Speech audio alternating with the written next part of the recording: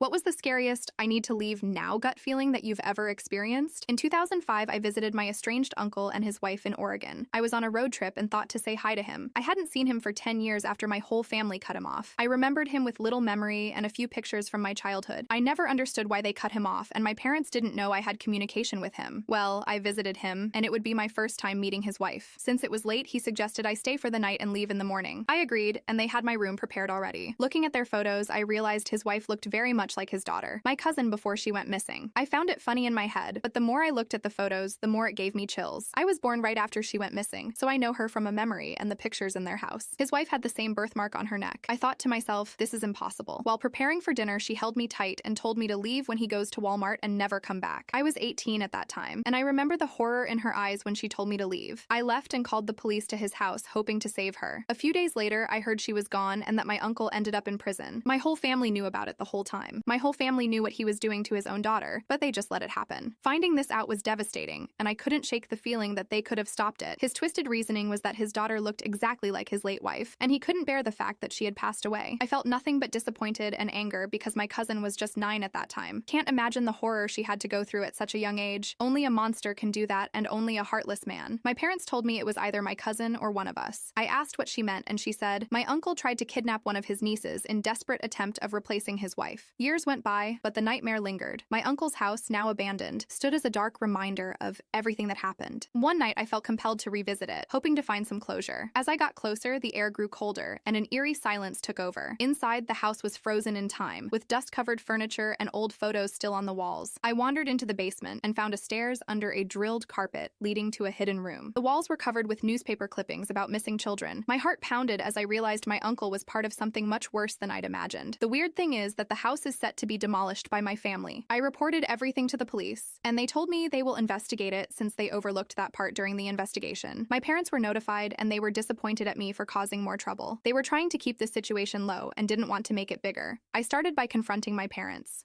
My mother broke down, admitting my uncle had always been like that. His grief turned dark after he lost his wife. And his daughter, my cousin, happened to look exactly like his past wife. When my cousin went missing, they suspected him but had no proof. They cut ties with him, trying to protect the rest of us, but they never imagined the horrors he would commit. They found out that he turned her into his wife. Determined to understand my uncle's full depravity, I started investigating his past. I dug up police reports, old newspaper articles, and talked to his former neighbors. The stories were chilling. He was a master manipulator, charming on the outside but hiding sinister intentions. He preyed on vulnerable people, twisting their trust into something dark. One encounter stood out. I tracked down a retired detective who had worked on my cousin's case. He shared disturbing insights, revealing my uncle was a prime suspect in several unsolved disappearances. The evidence was circumstantial, but the pattern was clear. Young girls, all with similar looks of his wife, vanished without a trace. The detective had long suspected my uncle but couldn't prove it. My investigation led me back to my uncle's house, still abandoned due to people fearing living in that house with a disgusting history. I returned with a friend for support. We searched the basement, looking for anything the police might have missed. They cleared out the room under the basement, but again, we found a hidden compartment with old videotapes. My heart sank as we played them. They documented my uncle's twisted doings and unspeakable horrors. Among them was my cousin, her fear and pain captured in excruciating detail. We gave the tapes to the police, who reopened the investigation. The new evidence was enough to convict my uncle of multiple murders, ensuring he'd never be free again, but the damage was done. The tapes haunted me, a stark reminder of the evil so close to home. He was once again put into a trial for life in prison. In the aftermath, my family fell apart. My parents abandoned me and they have left the country. The revelations forced us to confront our collective failure. My parents were consumed with guilt, and our once close-knit family became distant. The weight of our shared history was too much to bear. I threw myself into work, trying to escape the memories, but the darkness had left a mark on my soul. I struggled with nightmares and a deep sense of distrust, always looking over my shoulder, fearing my uncle's legacy would continue to haunt me. Years passed, and I slowly rebuilt my life. I sought therapy, trying to deal with the trauma. I found solace in helping others, volunteering at a shelter for abused children, hoping to make a difference. It was my way of honoring my cousin and the other victims, ensuring their suffering wouldn't be forgotten. Update 1. I am now 35.